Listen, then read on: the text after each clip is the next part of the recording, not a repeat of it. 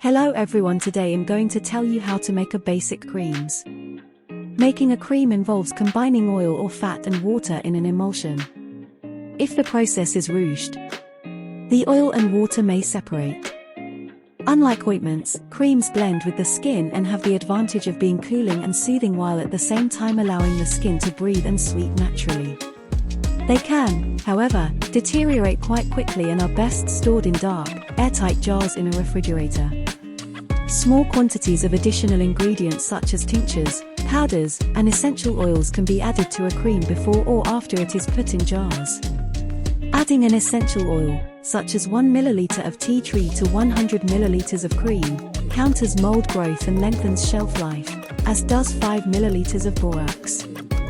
Other recipes for making cream use infusions, tinctures or infused oils.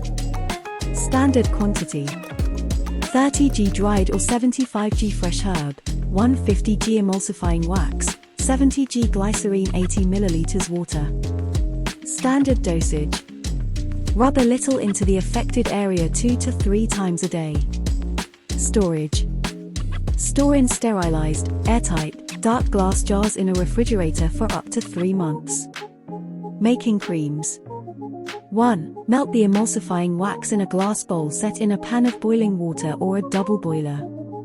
Add the glycerine, water, and herb while stirring, and simmer for 3 hours. 2. Strain the mixture through a wine press or a jelly bag. Stir slowly but continuously until it cools and sets.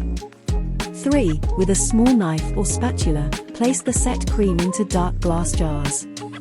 Tighten the lids and label. Store in a refrigerator as soon as possible. Thank you for watching and please like and subscribe.